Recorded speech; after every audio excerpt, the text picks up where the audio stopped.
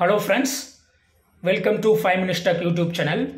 இந்த வீடியோல என்ன பார்க்க போறோம்னா எப்படி சாம்சங் வாஷிங் மெஷினை சுவிட்ச் ஆன் பண்றது அப்படிங்கறத பார்க்க போறோம்.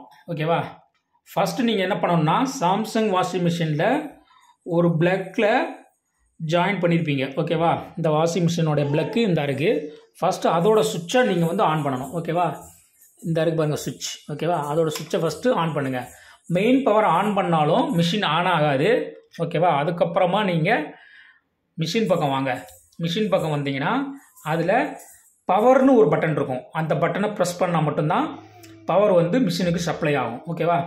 ஸோ பவர் பட்டனை ஒன் ப்ரெஸ் மட்டும் பண்ணுங்கள். லாங் ப்ரெஸ்லாம் பண்ண வேண்டியதில்லை. ஒரு தடவை நீங்கள் கிளிக் பண்ணுற மாதிரி ஒரு ப்ரெஸ் பண்ணிவிட்டு விட்டுட்டிங்கன்னா வாஷிங் மிஷின் வந்து பவர் ஆன் ஆகிடும், சுவிட்ச் ஆன் ஆகிடும். அதுக்கப்புறமா நீங்கள் துவைக்க வேண்டிய மோட்ஸ் என்னென்னு செலக்ட் பண்ணிவிட்டு வாட்டர் லெவல்லாம் செலக்ட் பண்ணிவிட்டு மிஷினுக்கு நீங்கள் வந்து இன்ஸ்ட்ரக்ஷன் கொடுத்துடலாம். ஆட்டோமேட்டிக்காக மிஷின் துவைக்க ஆரம்பிச்சிடும். ஓகேவா?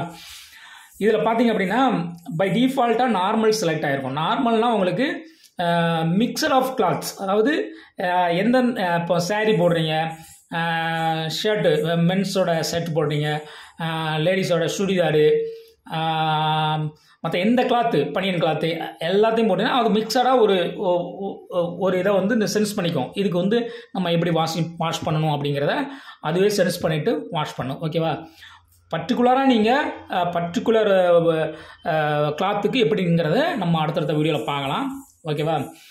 இப்போ வரைக்கும் இந்த வீடியோவில் எப்படி சுவிட்ச் ஆன் பண்ணுறது அப்படிங்கிற மட்டும் தான் பார்த்துருக்கீங்க. ஃபர்ஸ்ட் லெவல் இதுதான். ஓகேவா? நெக்ஸ்ட்டு அடுத்த வீடியோவில் நம்ம பார்க்கலாம்.